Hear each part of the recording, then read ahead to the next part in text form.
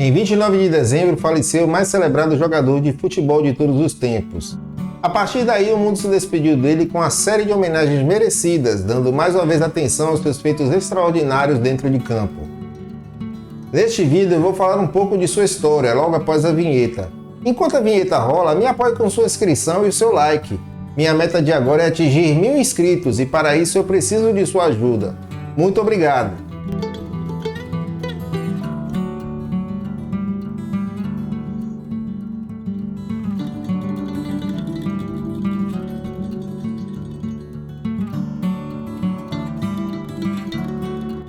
Edson Arantes do Nascimento nasceu na cidade mineira de Três Corações em 23 de outubro de 1940. Já nasceu com futebol no sangue. O pai de Edson, João Ramos do Nascimento, também conhecido como Dondinho, também foi jogador de futebol. Dondinho fez 5 gols de cabeça na final do campeonato de futebol amador de sua cidade, a mineira Itajubá, em 1939, quando então jogava no Huracan. Há quem diga que Dondinho era um excelente jogador de futebol, melhor do que muitos que vieram depois dele, inclusive o filho. Quando Edson tinha apenas 4 anos de idade, mudou-se com sua família para Bauru, interior de São Paulo. Nesses primeiros anos de vida, Edson era chamado de Dico pelos familiares. A influência de seu pai o fez gostar de futebol e logo Dico era o goleiro das peladas que jogava com outros garotos pelas ruas de Bauru. Imagine então que o garoto poderia ter sido goleiro. Dico era fã do goleiro Joselino da Conceição Faustino, o Bilé, companheiro de seu pai no Vasco da Gama de São Lourenço de Minas Gerais. Como Dico não conseguia pronunciar o nome de Bilé de maneira correta, quando ia jogar com seus amigos ele falava algo semelhante a "segura Pilé" quando fazia suas defesas. Isso fez com que seus amigos colocassem nele o apelido de Pelé. Chateado com o apelido, o menino Dico chegou a agredir o colega de escola que começou a chamá-lo assim. Isso lhe custou a suspensão de 2 dias do colégio e a permanência do apelido que o acompanharia por toda a vida a partir dali.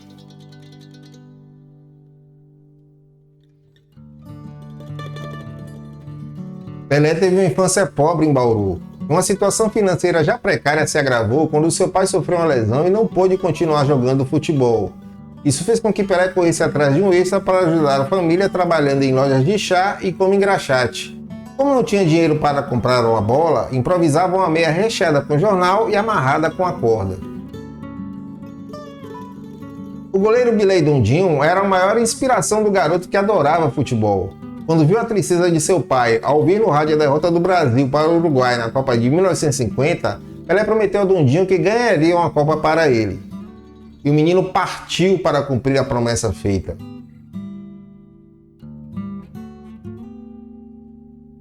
Começou jogando em várias equipes amadoras em sua infância, até que, aos 11 anos de idade, foi descoberto pelo jogador Valdemar de Brito, que o convidou para jogar na equipe infanto-juvenil do Clube Atlético de Bauru. Neste clube, Valdemar se impressionou com a qualidade do menino, que chegou a marcar 7 gols na vitória do Bauru sobre o Flamenguinho. Esta equipe do Bauru se desfez em 1955, o que fez com que os garotos criassem o Radium, uma nova equipe feita para jogar futebol de salão, que naquela época era bastante popular em Bauru. Ela se destacava tanto nos campeonatos de futebol de salão com sua superioridade técnica sobre seus companheiros e adversários, que a Liga de Futebol Amador determinou que Pelé só poderia atuar como goleiro ou zagueiro. Se Pelé passasse do meio de campo, seria marcada falta para o adversário. Anos depois, Pelé disse que o futebol de salão ajudou a pensar melhor e mais rápido, uma vez que na quadra os jogadores estão mais próximos uns dos outros. Além disso, no salão Pelé jogava com adultos, enquanto ele tinha apenas 14 anos. Ser artilheiro numa dessas competições sob estas condições encheu o garoto de confiança. Quando tinha 15 anos de idade, Pelé recebeu uma proposta para jogar no Bangu, mas sua mãe, Dona Celeste, recusou, pois não queria que o filho fosse jogar na cidade grande. Pouco tempo depois, Valdemar suaria para convencer Dona Celeste a deixá-lo levar seu filho a Santos para apresentá-lo na Vila Belmiro. Pelé chegou a Santos em 1956, ainda com 15 anos de idade, sob a promessa de Valdemar de que aquele menino seria o melhor jogador de futebol do mundo. Sua habilidade impressionou tanto o técnico Luiz Alonso Pérez, que logo Pelé assinou um contrato com um profissional que lhe garantia um salário de 6.000 cruzeiros por mês, dinheiro que Pelé enviava todo mês para sua mãe. Na equipe amadora do Santos, o garoto marcou 13 gols em 13 jogos. Sua estreia como profissional aconteceu em 7 de setembro de 1956 contra o Corinthians de Santo André. Foi neste jogo que Pelé marcou seu primeiro gol como profissional, o sexto nesta vitória do Peixe por 7-1. Anos depois, Zaluar, o goleiro que levou o primeiro gol profissional de Pelé, foi trabalhar como corretor depois de se aposentar do futebol. Em seu cartão de apresentação, ele fez questão de se identificar como o goleiro que tomou o primeiro gol de Pelé. No ano seguinte, Pelé já era titular do Santos e seu talento fez ser reconhecido nacionalmente. Em junho de 57, o Santos formou com o Vasco da Gama um combinado para a disputa do torneio internacional do Morumbi. Esse torneio foi organizado pelo São Paulo para arrecadar dinheiro para a construção do seu estádio. Como os jogos do combinado seriam no Maracanã, ficou decidido que o time formado usaria a camisa do Vasco. A partida de estreia do torneio, Pelé marcou 3 gols na vitória contra o Belenenses de Portugal por 6-1. Na segunda partida, Pelé marcou um gol contra o Flamengo e na última um gol contra o São Paulo. Com 5 gols em 3 jogos, emoldurados por brilhantes atuações, os elogios da imprensa foram inevitáveis, ecoando a profecia que Valdemar de Brito tinha feito ainda poucos meses antes, quando apresentava o menino à Vila Belmiro. Pelé já era apontado como futuro craque da seleção. Logo, um mês depois do torneio, Pelé foi convocado para a seleção brasileira pela primeira vez, tendo apenas 10 meses de carreira. E foi na seleção brasileira que Pelé deixava de ser grande para se tornar lendário. Sua estreia pela seleção foi no dia 7 de julho de 1957 contra a Argentina, pela Copa Roca, hoje Superclássico das Américas. O Brasil perdeu por 2-1 com Pelé marcando para o Brasil. No segundo jogo, o Brasil venceria a Argentina por 2-0 com Pelé marcando mais um gol. Ainda em 1957, Pelé se tornou o artilheiro mais jovem do Paulistão com 17 gols. Aliás, Pelé foi artilheiro do Paulistão por 9 anos seguidos, de 57 a 65. Imagine aí.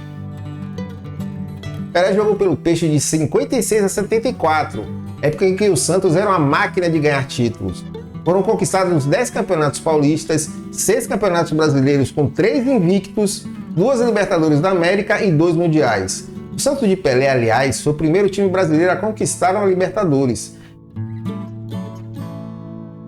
Pelé foi um dos grandes responsáveis por colocar o Santos na mais alta prateleira do futebol mundial.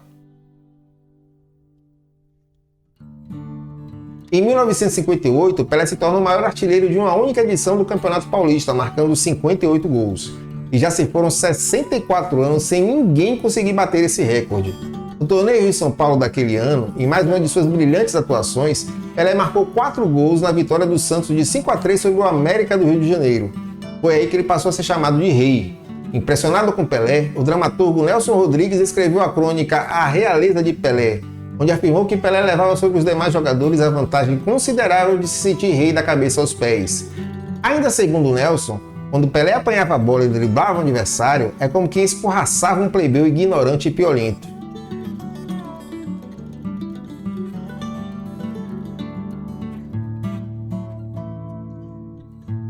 Ainda em 1957, vários clubes tentavam contratação ou empréstimo de Pelé, mas o Santos só dividiu o talento do garoto com a seleção brasileira. Pela seleção brasileira, Pelé disputou 4 Copas do Mundo e ganhou 3. Em sua primeira Copa, em 58, ele cumpre a promessa feita a seu pai anos antes, e junto com craques como Garrincha, Djalma Santos, Vavá e Didi, ganha a Copa. Nela, Pelé foi o autor de um dos gols mais bonitos da história, aquele em que ele dá um chapéu no jogador sueco antes de estufar as redes. Infelizmente, eu não poderia reproduzir este gol aqui, senão Dona FIFA reclama com o YouTube. Mas com certeza você deve ter visto esse lance por aí. Então o mundo conheceu Pelé e também passou a chamá-lo de rei. E na Copa de 1970, junto com o time mágico, considerada a melhor seleção de todos os tempos, Pelé se mantém no topo, se tornando o único jogador da história a ser tricampeão mundial. Naquela Copa, o mundo aplaudiu inclusive as jogadas em que Pelé não obteve êxito, como o gol perdido contra o Uruguai, quando ele dá um drible de corpo no goleiro e a bola caprichosamente não entra.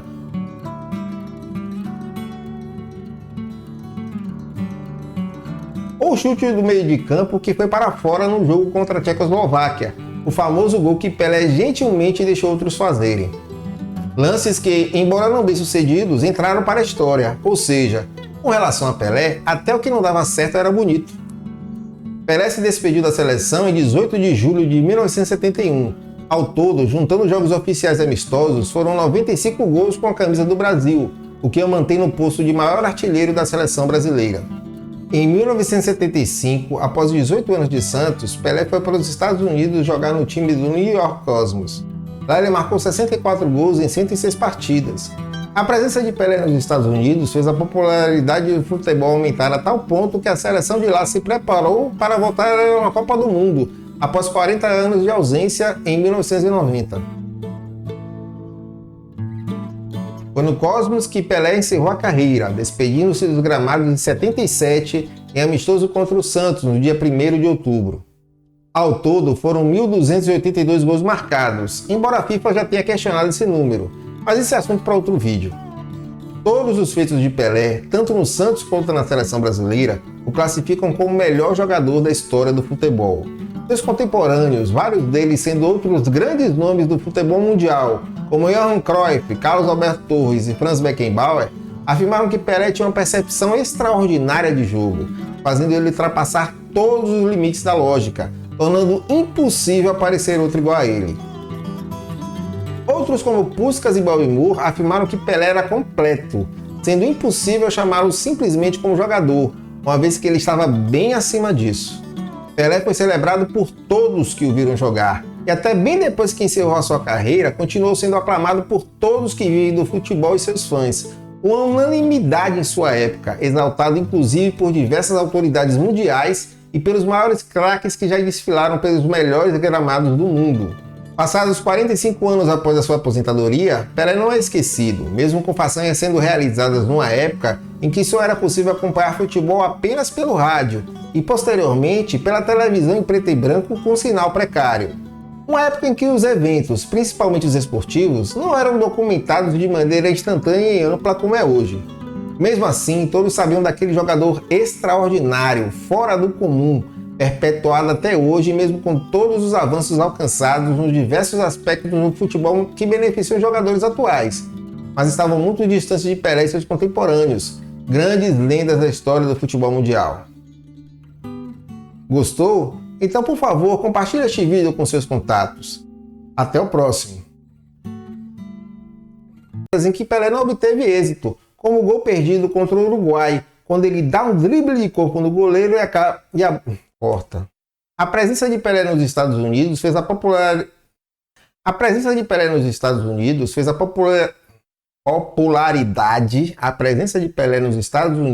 popularidade do futebol aumentar, ok?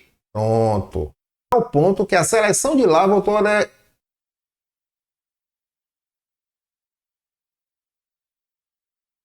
ação. Calma.